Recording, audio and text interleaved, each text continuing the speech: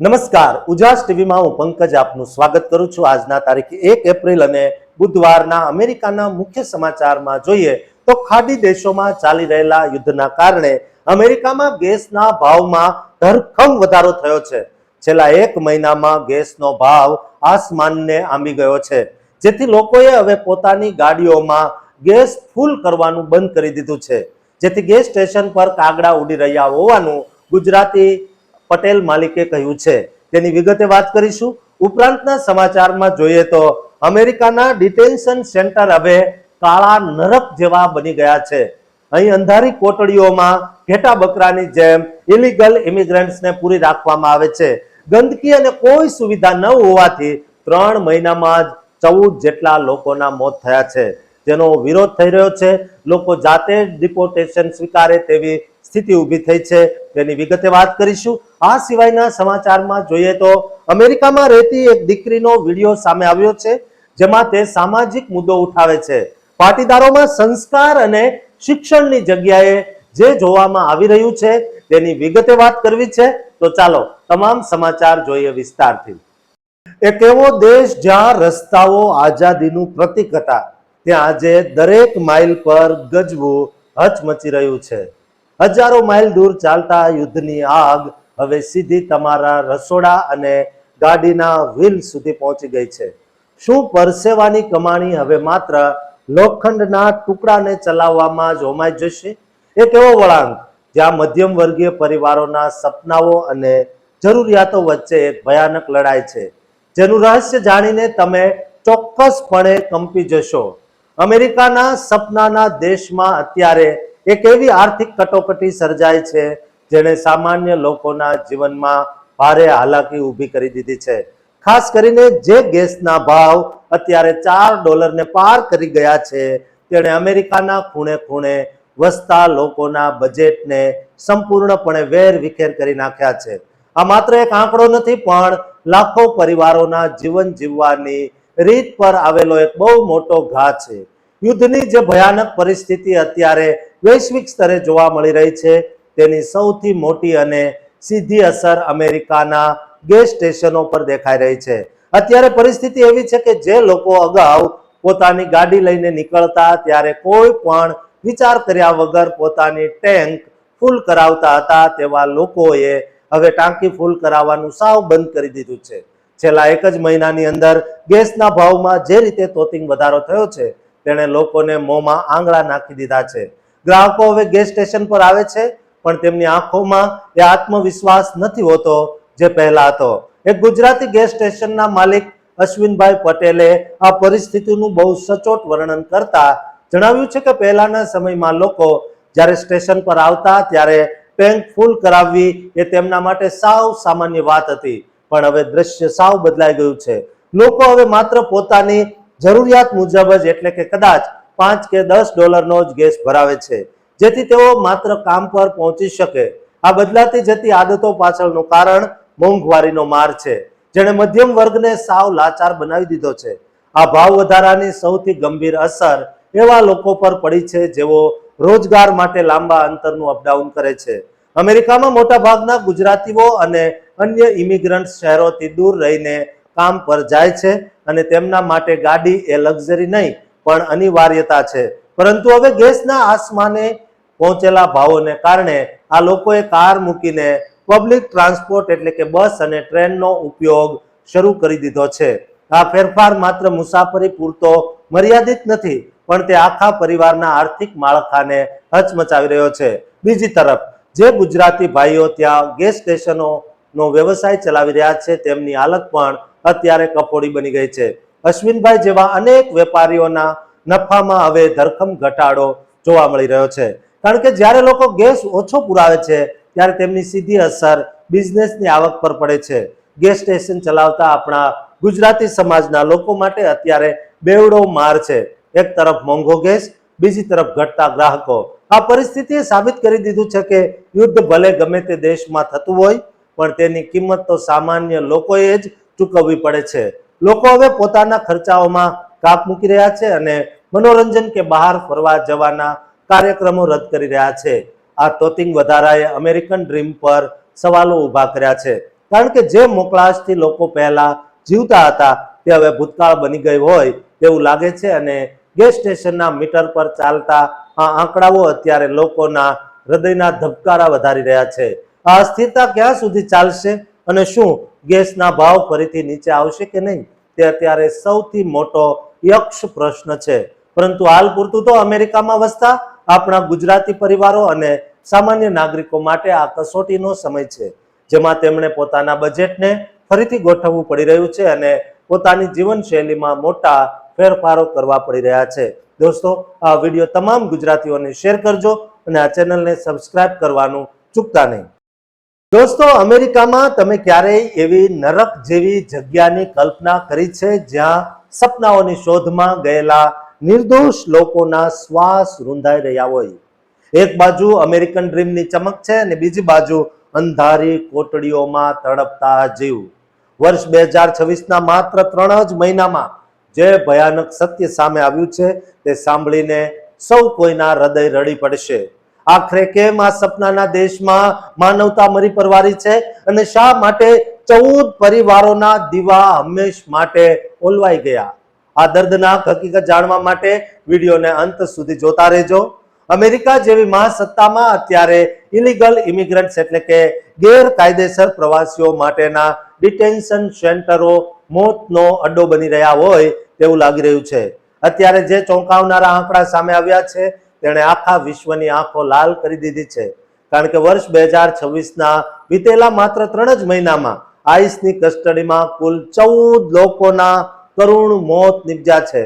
આ કોઈ નાની વાત નથી, પણ અમેરિકાની ન્યાય વ્યવસ્થા અને માનવીય અભિગમ પર એક બહુ મોટું કલંક છે. ખાસ કરીને કેલિફોર્નિયામાં બનેલી તાજેતરની ઘટનાએ ફરી એકવાર સાબિત કરી દીધું કે આ સેન્ટરોમાં પાયાની સુવિધાઓનો કેટલો મોટો અભાવ છે. ત્યાં ગયેલા લોકો માત્ર એક સારી જિંદગીની આશામાં ગયા હતા, પણ તેમને નસીબમાં મળી માત્ર ઠંડી દિવાલો અને મોત.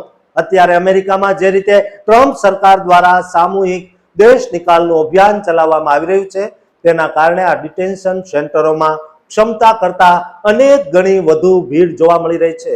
જ્યારે એક નાની જગ્યામાં હજારો લોકોને ઘેટા બકરાની જેમ પૂરવામાં આવે ત્યારે ત્યાં ગંદકી અને રોગચાળો ફેલાયો એ સ્વાભાવિક છે અને અત્યારે બરાબર આવું જ થઈ રહ્યું છે. આ ભીડભાડને કારણે બીમારીઓ એટલી ઝડપથી ફેલાઈ રહી છે કે લોકો સારવાર વગર જ દમ તોડી રહ્યા છે. આ ભયાનક સ્થિતિને જોતા મેક્સિકોની સરકારે હવે આંતરરાષ્ટ્રીય સ્તરે અમેરિકાનો વિરોધ કરવાની અને મોટું આંદોલન છેડવાની તૈયારી કરી લીધી છે. અત્યારે જે ડેટા સામે આવ્યો છે તે મુજબ અમેરિકામાં 68,000થી વધુ ઇમિગ્રન્ટ્સ અત્યારે કસ્ટડીમાં એટલે કે ડિટેન્શન સેન્ટરોમાં સબડી રહ્યા છે. તેમની સૌથી વધુ ચિંતાની વાત એ છે કે આ નર્ક જેવી હાલતમાં અનેક ભારતીય અને ખાસ કરીને આપણા ગુજરાતી ભાઈ બહેનો પણ ફસાયેલા છે. જે લોકો ત્યાંથી પાછા આવ્યા છે અથવા જેમના સમાચાર મળે છે તેઓ કહે છે આ સેન્ટરોની હાલત નર્ક કરતા પણ બદતર છે. ત્યાં ન તો પીવાનું શુદ્ધ પાણી મળે છે, ન તો સમયસર જમવાનું, અને ઉપરથી જે માનસિક ત્રાસ આપવામાં આવે છે તે તો અલગ. આ આખું દ્રશ્ય અત્યંત કરુણ છે, કારણ કે આમાં એવા લોકો પણ છે જેઓ માત્ર મજબૂરીમાં પોતાના ઘરબાર છોડીને ગયા હતા. 2026ના શરૂઆતના 3 મહિનામાં જે રીતે મૃત્યુઆંક વધ્યો છે તે દર્શાવે છે કે આવનારા સમયમાં આ સ્થિતિ વધુ વણસી શકે છે. જો સરકાર આ સેન્ટરોમાં સુવિધાઓ નહીં વધારે તો હજુ પણ અનેક લોકોના જીવ જોખમમાં મુકાઈ શકે છે. આ આખી પરિસ્થિતિ પાછળનું મુખ્ય કારણ સરકારની આકરી નીતિઓ છે, જે માત્ર લોકોને બહાર કાઢવા પર ધ્યાન આપી રહી છે, પણ જેઓ કસ્ટડીમાં છે તેમની જીવવાની સુરક્ષા પ્રત્યે સાવ બેદરકાર છે. જ્યારે કોઈ ગુજરાતી પરિવારનો દીકરો કે દીકરી આવા સેન્ટરમાં હોય ત્યારે તેના પરિવાર પર શું વીતતી હશે તે વિચારવા માત્રથી ધ્રુજારી આવી જાય છે. 14 લોકોના મોત એ માત્ર આંકડો નથી, પણ 14 પરિવારોના સપનાઓનું ખૂન છે, જેનો જવાબ અત્યારે કોઈની પાસે નથી. આંતરરાષ્ટ્રીય માનવાધિકાર સંગઠનો પણ હવે આ મામલે ચિંતા વ્યક્ત કરી રહ્યા છે. શું દુનિયાનું સૌથી જૂની લોકશાહી ધરાવતું રાષ્ટ્ર આ રીતે માનવીય મૂલ્યોનું શિકાર કરી શકે? અત્યારે 68,000 લોકો જે રીતે ડરના ઓથાર હેઠળ જીવી રહ્યા છે તે અમેરિકાની છબીને વિશ્વ સ્તરે નુકસાન પહોંચાડી રહ્યું છે. ખાસ કરીને કેલિફોર્નિયા જેવા વિકસિત રાજ્યમાં જ્યારે આવા મોત થાય ત્યારે તે વધારે ચોંકાવનારું બને છે. આ સ્થિતિ અત્યારે એટલી હદે વણસી ગઈ છે કે લોકો હવે ત્યાં જવાનું પણ વિચારી રહ્યા છે અને જેવો ત્યાં છે તેવો પળે પળે મોતનો સામનો કરી રહ્યા છે. આશા છે કે આ ગંભીર સમાચાર સરકાર સુધી પહોંચશે અને આ સેન્ટરોમાં સુધારા કરવામાં આવશે, જેથી કરીને ફરી કોઈ નિર્દોષનો જીવ ન જાય અને કોઈ ગુજરાતી પરિવારનો ચિરાગ ન બુજાય. આ અત્યંત સંવેદનશીલ મુદ્દો છે, તેના પર નજર અમારી સતત રહેશે, કારણ કે આ આપણા સમાજના લોકો સાથે જોડાયેલી વાત છે. તેની સુરક્ષા જ આપણી સૌથી મોટી પ્રાથમિકતા હોવી જોઈએ. દોસ્તો, આ અંગે તમારું શું માનવું છે તે કોમેન્ટ બોક્સમાં જરૂર લખજો અને દરેક સુધી આ વિડીયો શેર કરજો, જેથી ટ્રમ્પ સુધી આ વિડીયો પહોંચે અને આ ચેનલને સબસ્ક્રાઇબ કરવાનું ચૂકતા નહીં. લાખો રૂપિયા ખર્ચીને વિદેશમાં સેટલ થયેલી દીકરીનું ભવિષ્ય માત્ર જમીનના ટુકડા પર જ ટકેલું હોઈ શકે? એક બાજુ અમેરિકાનું ગ્રીન કાર્ડનું સપનું અને બીજી બાજુ ગામડાની ખેતીની જીદ. શું પાટીદાર સમાજમાં સંસ્કાર અને શિક્ષણ કરતા જમીન વધુ કિંમતી બની ગઈ છે? આ એક એવી સામાજિક લડાઈ છે જેણે હજારો યુવાનોની રાતની ઊંઘ ઉડાવી દીધી છે અને દીકરીઓના દિલમાં એક કરુણ સવાલ જગાવ્યો છે. પાટીદાર સમાજમાં અત્યારે લગ્નના બજારમાં એક અજીબ અને ચોંકાવનારો ટ્રેન્ડ જોવા મળી રહ્યો છે. જ્યારે પણ લગ્નની વાત આવે છે ત્યારે છોકરાઓની પહેલી પ્રતિક્રિયા એ હોય છે, અમારી પાસે જમીન નથી તો શું તમારા ઘરે ચાલશે? આ સવાલ જ બતાવે છે કે સમાજમાં માનસિકતા કેટલી હદે જમીન સાથે જોડાયેલી છે. વાલીઓ પોતાના સંતાનો માટે જીવનસાથી શોધતી વખતે છોકરા પાસે કેટલા વીઘા જમીન છે તે પહેલા જુએ છે અને જો જમીન ન હોય તો સીધા રિજેક્ટ કરી દે. આ આધુનિક યુગમાં પણ જમીન પ્રત્યેનો આ લગાવ જોઈએ. એક યુવતીએ બહુ વેદના સાથે સવાલ કર્યો છે કે આજના જમાનામાં કઈ છોકરીને ખેતી કરવી છે? જ્યારે દીકરીઓ ભણી ગણીને આગળ વધી રહી છે ત્યારે જમીનની આટલી બધી જીદ કેમ કરવામાં આવે છે? આ વિવાદમાં એક નવો ટ્રેન્ડ એવો આવ્યો છે કે હવે છોકરીઓની પહેલી પસંદગી માત્ર અમેરિકન સિટીઝન અથવા ગ્રીન કાર્ડ ધરાવતા છોકરાઓ જ છે. પહેલા કેનેડા, ઓસ્ટ્રેલિયા કે યુકે જવાનો બહુ ક્રેઝ હતો, પણ હવે ત્યાં રહેતા યુવાનોને ખાસ મહત્વ આપવામાં આવતું નથી, કારણ કે ત્યાંની અસ્થિરતા અને બદલાતા નિયમોએ લોકોના મનમાં ડર પેદા કર્યો છે. જ્યારે અમેરિકાને આજે પણ સૌથી વધુ સુરક્ષિત અને સ્ટેટસનું પ્રતીક માનવામાં આવે છે. એક યુવતીની વેદના ખરેખર હૃદયને સ્પર્શી જાય તેવી છે, જે કહે છે કે અમે 30-40 લાખ રૂપિયા ખર્ચીને વિદેશમાં ભણવા અને સેટલ થવા આવ્યા છીએ, છતાં પણ લોકો અમને માત્ર જમીન કે આર્થિક સ્ટેટસના આધારે જ જજ કરે છે. શું અમારી મહેનત અને અમારા શિક્ષણની કોઈ કિંમત નથી? પાટીદાર સમાજમાં જમીન અને મિલકતનું મહત્વ પરંપરાગત રીતે ઘણું વધુ મહત્વનું છે, પણ હવે આ પરંપરા અને આધુનિક વિદેશી સેટલમેન્ટ વચ્ચે એક મોટો કલેશ ઉભો થયો છે. સોશિયલ મીડિયા પર આ વિડીયો વાયરલ થતા જ લોકોની પ્રતિક્રિયાઓનો ધોધ વછૂટ્યો છે. કેટલાકે યુવતીને સપોર્ટ કરતા કહ્યું છે કે લગ્નમાં છોકરાના સંસ્કાર, ચારિત્ર્ય અને બંને વચ્ચેનો તાલમેલ મહત્વનો હોવો જોઈએ, નહીં કે જમીનના દસ્તાવેજો. તો બીજી તરફ કેટલાક વડીલો અને લોકોનું માનવું છે કે જમીન એ સ્થિર સંપત્તિ છે જે ગમે તેવા કપરા સમયમાં ટેકો આપે છે અને એટલે જ ગ્રીન કાર્ડ કરતા પણ જમીનનું મહત્વ વધારે છે. આ વિવાદે આખા સમાજને બે ભાગમાં વહેંચી દીધો છે. ઘણા લોકો એવા પણ છે જે સમાજને આ બદલાતા ટ્રેન્ડ માટે જવાબદાર ઠેરવે છે અને માને છે કે આવા દેખાડા અને જીદને કારણે જ આજે લગ્નની સમસ્યાઓ વધી રહી છે. જોકે કેટલાક લોકોનું એમ પણ કહેવું છે કે આખા સમાજને માત્ર એક વિડીયોના આધારે જજ ન કરવો જોઈએ, કારણ કે દરેક પરિવારની વિચારધારા અલગ હોય છે. પરંતુ આ સત્ય છે કે અત્યારે પટેલ સમાજમાં અમેરિકા જવાનો ક્રેઝ અને જમીન પ્રત્યેની જીદ વચ્ચે યુવા પેઢી અત્યંત મૂંઝવણમાં મુકાઈ ગઈ છે.